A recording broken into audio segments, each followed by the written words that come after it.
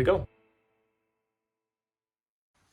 Okay, so I'm going to start cutting this piece of plywood that we're sitting on here to fit the utility wall. And the way I'm going to deal with the curve is going to require scribing. So the first step is to figure out our deepest depth. So probably our center point here to our outside, that's our deepest depth. And I'm going to rip this piece of plywood right up to that deepest depth. And then with my cutoff, I'll be able to cut the height and then stand that piece up close. And then I got to create a scribe. I don't actually have a scribe, but I'll do a homemade scribe, which I'll run along the curve. That'll draw on my piece of plywood, and then I'll be able to invert that and cut the other side so it matches that curve. This isn't necessary per se, because if there's a gap right here, it's not the end of the world. No one's going to see it in the back of the utility closet, but it does give a tighter seal as far as construction quality goes, maybe sound deadening. I mean, it's not the end of the world, but it's just the right way to do it, so that's why we're going to do it that way. So we'll start by taking a measurement over there and getting our depth. Okay, so right here in the middle, our depth is right around, I'm going to call it 34 3/4. I'm happy enough with that. So we'll call it 34 3/4. Up top in the curve, 33, so quite a difference. And down bottom the curve, somewhere around 34 3/4 again. So not that much of a curve in the center, but it's there. Let's cut it at, yeah, we're going to cut it at 34 3/4. That's our deepest mark.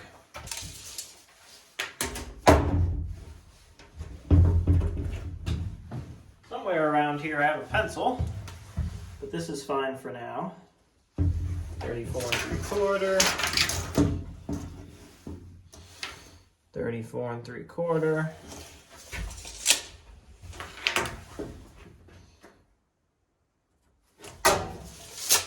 And I don't generally like really large marks. Some people do. For whatever reason, my method has always been to keep them pretty small. I don't know why. Right, like that's looking pretty good.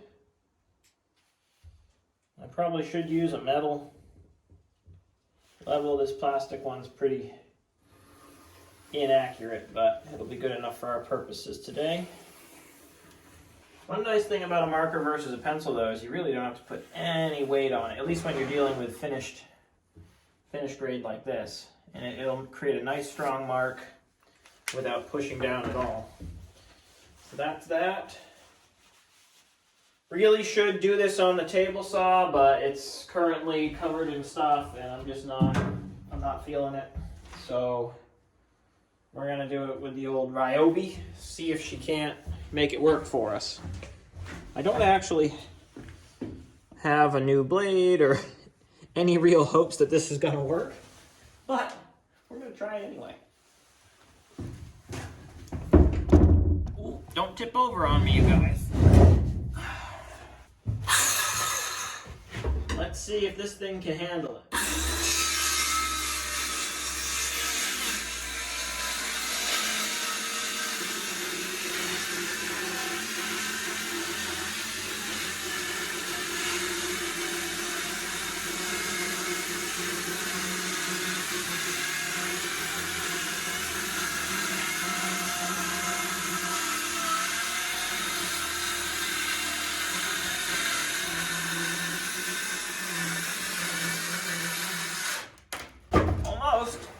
Broke right at the end there just because I couldn't hold it.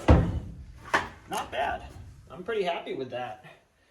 This was a free tool. It's the only reason I have it. And it works okay. It's not great. It's very lightweight, which is nice. Okay, so that's that. looking pretty straight for a hand cut. And now I need to get my ceiling height over there. So our tallest point is what we're going to cut. And that's this one right here. 73 3/8 should do me.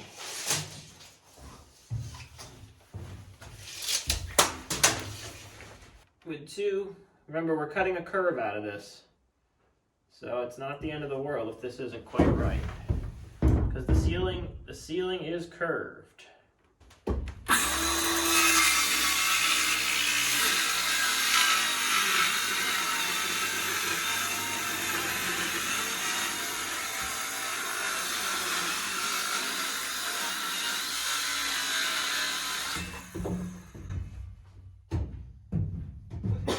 Sawdust right up in my throat. Yay! Okay, so let's see how close I am. 73 3/8. 73 and slightly less than 3/8. That's okay. Not even a 16th less. So let's go stand this up and see if our height's correct. I'm gonna put my cut edge in along the wall since I'm gonna be cutting it again. And I'll do my factory edge will stay on the outside.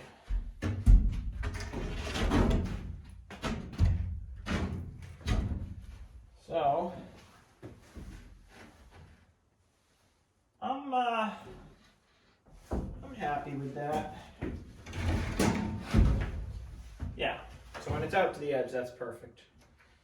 So now I'm gonna cut my off piece to this height, and I'm gonna cut it nice and thin. So we'll cut this at 58 1/8.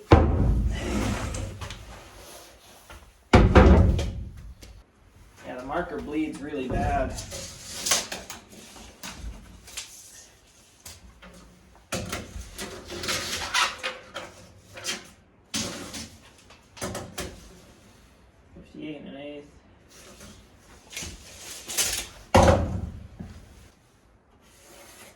Okay.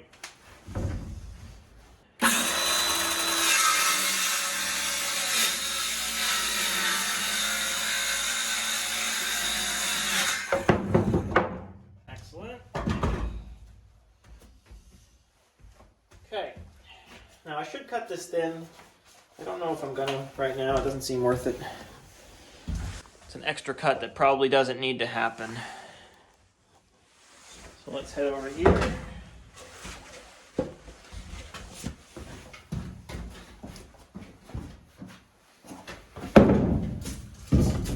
Perfect. It's good height. I'm happy with the height. It's actually too tall. So we're going to have to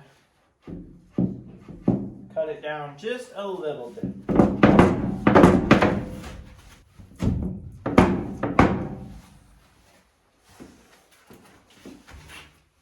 Huh. I guess my floor is not quite level. So making it thinner would have helped. I probably, this is one of those situations where now the one cut I tried to avoid is going to cost me almost 3 cuts. Whatever. It's fine. So let's thin this up. That's what's happening. Out here is apparently shallower, just barely, than over here, and since I have so much width, it's caused me to lock up. So I'm gonna cut this nice and thin.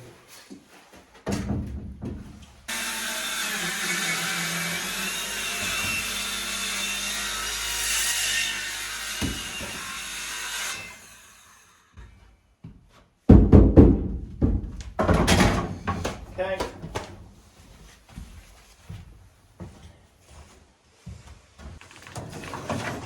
Okay, so that's what our goal was. You see that big gap between the wood and the wall, we got a lot of work to do there. And part of the reason that's there is because of that little lip down on the floor. So I'm gonna cut that out right now. Looks like we gotta do almost a 1/2 inch. So we can really sink that in correctly before we scribe it.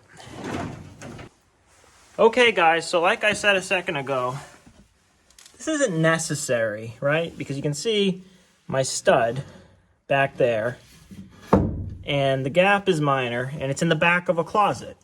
So why do we care? Well, the reality is we don't, but this piece I can use on places we do care. So like that stud, for example, that's gonna be under the sink, and above it will be above the sink. And that wall is gonna be right in view of the naked eye. So we want the curve to be correct on those walls. So it's a situation where we do need to do this. So we might as well start here, and we can use this jig for the rest of the bus. Now, like I said, I don't have a scribe. They're not hard to get. I might actually have one somewhere, just not here. But I'm gonna do a very, very simple made scribe where you have your pencil on this side and your guide on this side. And as you run up the curve, your pencil moves in and creates the curve. All right, guys, well, that's my solution for poor man's scribe. So it's nothing special, but as long as I'm gentle and the pencils don't move, we should get our mark. So I'm gonna run, the orange pencil is gonna create my mark. The brown pencil is gonna be my guide. Run this up the board like so. And as the curve draws the brown pencil in and out, we're gonna get our curve. Now, there are some rivets I have to contend with, which might cause us to bounce around a little. That's not the end of the world. Let's give it a shot.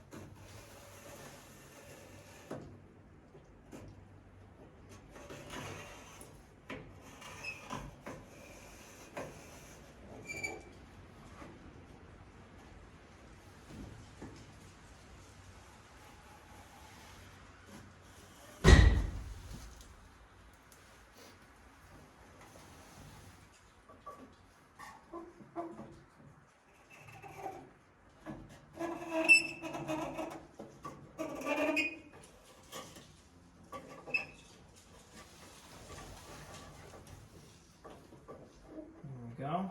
I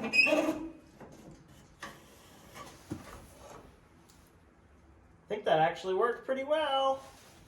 Yee-hoo. Let's see if I can't get you guys a vantage point where you can see the curve. Okay, how close do we have to get?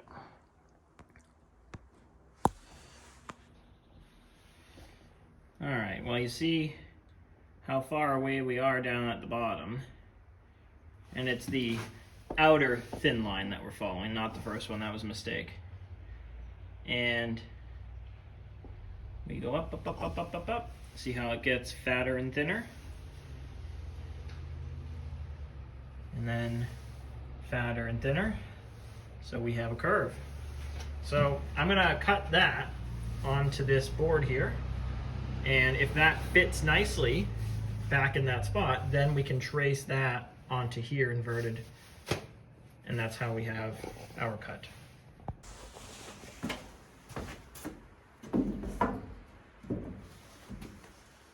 I'd say that's perfect.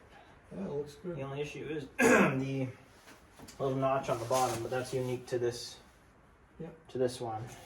All right. So there you go. Haha. We have a curve.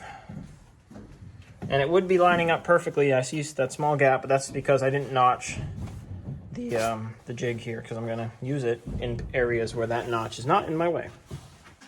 Okay, so here we are with our piece of wood back on the table, and we have our positive and we have our negative, and either one of these can be used as your jig.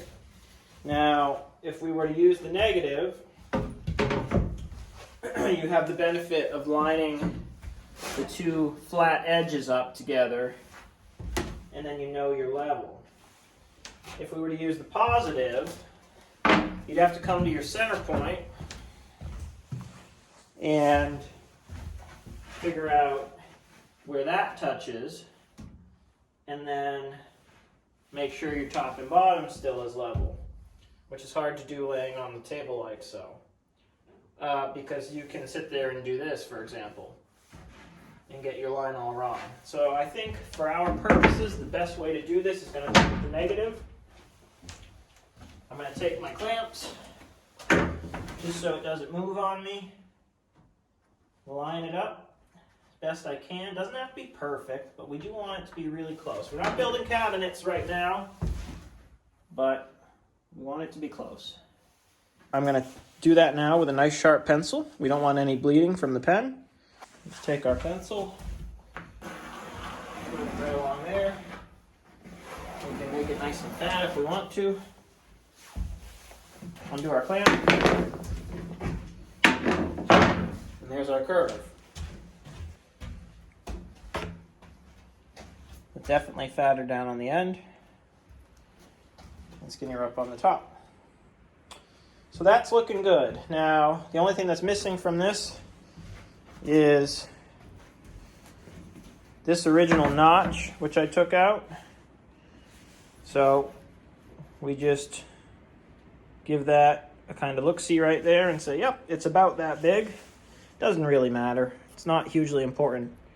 We just don't want that to be in our way. So we'll cut that last.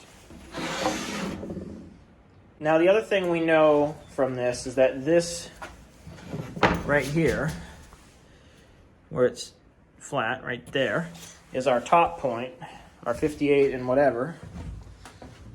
So that puts us right here. What I want to do is come out past these harnesses and then go up at a kind of generic curve until this height. So let me talk to you guys how to do that. It would be perfectly acceptable, since this is going to be butted up and hidden behind tin, to just come out and do a straight angle. But we're going to curve it just because we can. Let's take some measurements. So I was about to measure, and I realized that I've already made a mistake.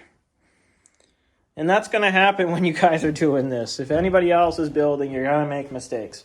But does anyone know what my mistake is yet? Well, I'll tell you. I made this cut to be the exact length of the wall. However, I'm about to remove this entire piece right here. Well, what does that do to us? It means that we're going to be too short. Oops. Now, not a big deal.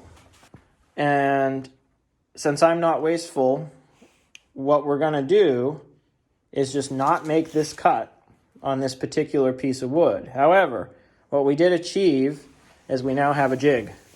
So we can use that on our other pieces of wood and measure correctly.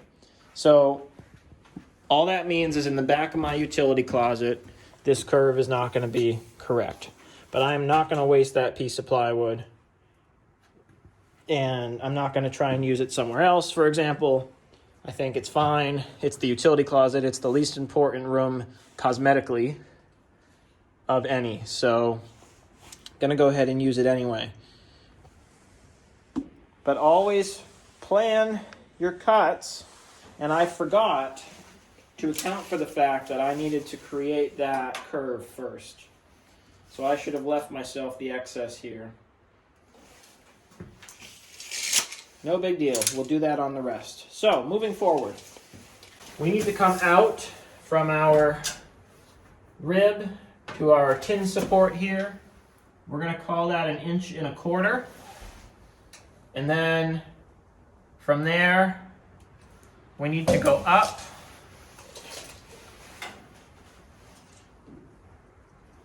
about, we're going to call that 4 inches of straight up. And then from 4 inches of straight up, we're going to create a curve right here to whatever this height is. So first, let's make our marks. So what did we say? 1 1/4 inches out and 4 inches straight up.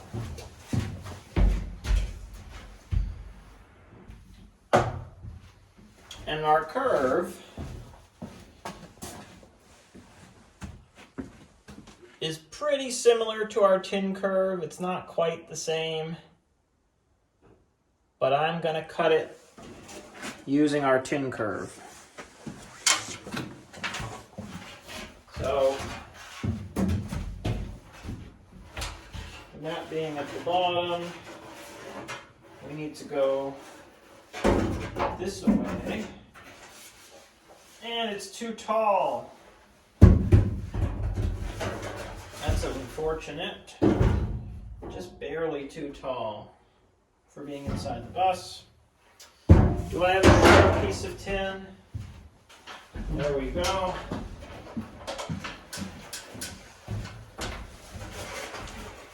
So I'm using this piece of tin as my just about template. It doesn't really matter. We're just kind of playing here. That's going to be close enough. And then our next point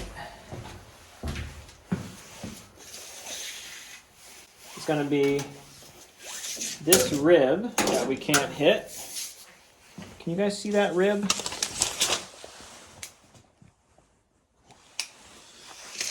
So our first point was right back here. I'm going to make our next point right here. And then whatever the difference is between the two, we'll just kind of make up our curve as we go along manually. So we'll go 12 inches away. Make a mark. And we got to measure out 72 1/4. Right there. So I'm just going to continue my curve by hand.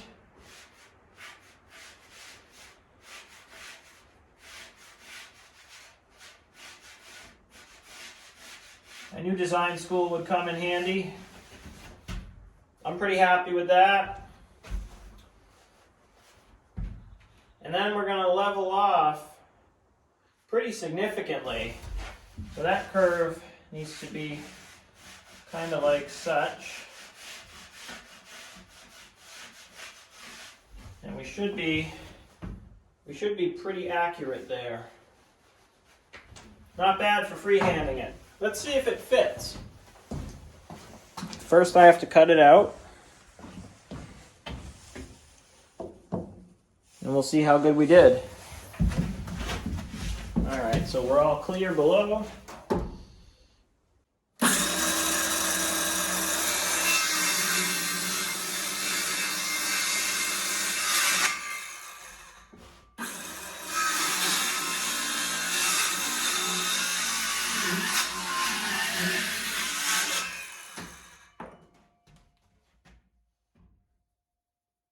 I'm going to come down this way.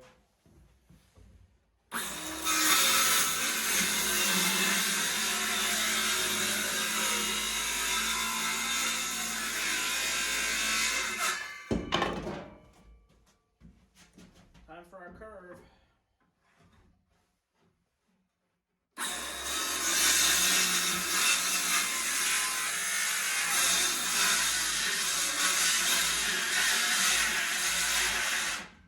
Alright, it's too much of a curve for the skill saw, which I kind of expected. I was hoping it wasn't going to be because that's only a 5-inch blade skill saw, but we're going to need the jigsaw.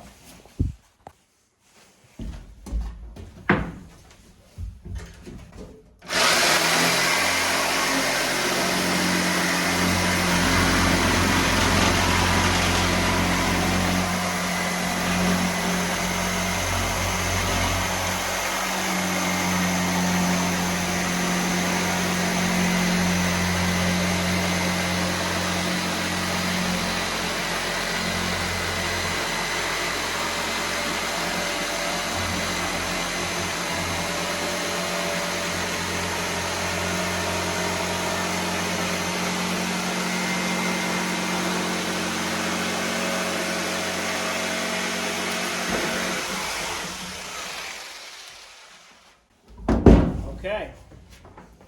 So that's our curve, maybe. Let's see if it's correct.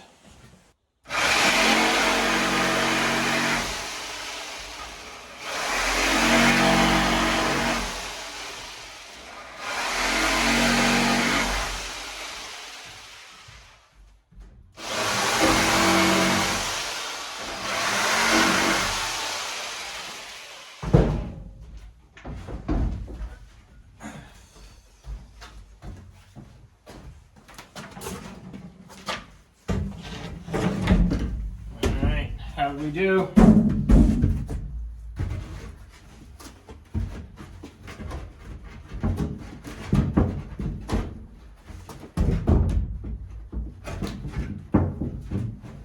Ooh, we're really close. We're really close, guys. Not half bad.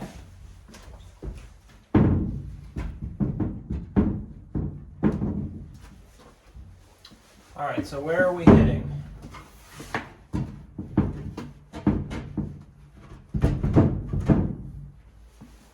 Basically, what I'm seeing is we need to take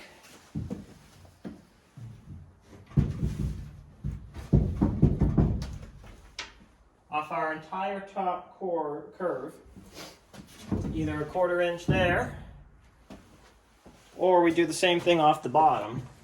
I kind of like the curve, so I'm going to cut it off the bottom. But we're just binding up a little bit, right up there. Let's take it off the bottom. I'm still hanging up a little bit, but I think the issue is on the floor, not the top. So I'm going to cut right here, about a 1/4 inch out, so we're level with that side, and hopefully we can slide right in.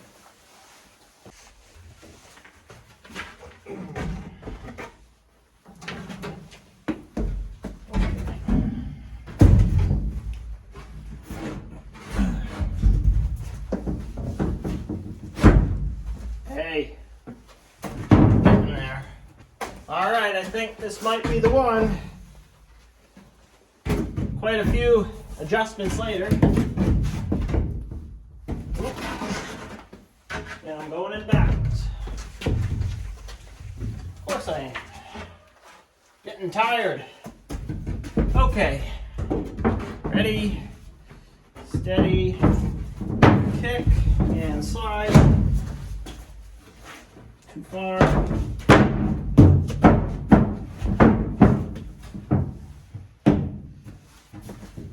We're in business, guys. That's what we wanted. There it is. Whew. So I probably didn't make that as easy as it could have been, but it's lined up. I have my jig for future ones, so I won't have to deal with this craziness again. I think it's time to drill a couple pilot holes, get a few screws in here, and keep on chugging. All right. I really need a second drill, which in the moment, for some reason, I don't have. I guess I'll have to bring over my other drills. I don't know what I did with it. I swear I brought it here, but I already drilled one pilot, and that is our first screw set in our wall. Nice and flush. A little bit deep, actually, so I could put filler on it if I wanted to in the future, which, you know, we will be doing for anything out here. We'll need filler, but for that one, probably not. But I'm going to get my other drill because I don't want to switch bits every time I do the pilots. And I could just drill all the pilots and whatever, but I'd like to, generally, for me, just to make sure nothing moves, I'll do like 3 pilots, put the screws in, make sure that that thing is staying still before I drill the rest of the pilots. So that was pretty tricky, more so than I'd like it to be. Hour and a half just for that one panel. I'm sure I'll get in a groove on the others. maybe it makes sense to create some sort of template for the top, probably. And, you know, as we get better at this process, there's not that many of them to do. I got one there, I got one there, and then this piece is basically going to be mirrored for its own purpose right here as this outer wall, and right here as well as for the pantry. And what I mean by that is those walls, since this is 3/4 inch hardwood plywood, this is poplar, the 1/2 inch is maple. It didn't have 3/4 maple. But long story short, that's going to be structural enough. I do not need studs for my final pieces. So to finish the utility here, which the only thing hanging on that wall is the hot water heater, maybe. I'm actually kind of rethinking that because I don't really want water near the electrical. Probably going to create a really tiny utility closet over here as well. So we'll have 2, which is great for more storage, no big deal. And that's where the hot water heater will be. Anyway, long story short, we're going to have some other 3/4 inch plywood walls that are going to be structural to themselves. And these things are sturdy, guys. So anybody who tells you that you can't build a wall out of just 3/4 plywood, you absolutely can. As long as it's touching something else. You know, it's got a connection point on the ground. I'm talking about the pantry now. And it's got a connection point on the roof, and it's got connection point on this front wall to the roof and to this sturdy wall. So all the stuff that's structural is cored off of these studs, but everything else is going to be made without 2x stock, hopefully. The exceptions for that are going to be the bed and the couch. The couch, I think, because it's going to get moved a lot and get sat on, it's going to want to bend and flex, so that should have some 2x stock in it. The bed, same. It's going to go up and down. It should have 2x stock. But the cabinets themselves will be made just out of plywood, no 2x stock. The front shelving unit here, just out of plywood, no 2x stock. The table here, just out of plywood, no 2x stock. That's the table we're talking about for the television. And the cabinet right here for the washer and dryer, just made out of plywood. So I hope that is a good wrap up of what our progress is now. I'm going to be able to hang the electrical next. This took longer than I thought it would. So I'm going to wrap this up as its own video. And I'll see you guys next time with some electrical. Thanks for watching.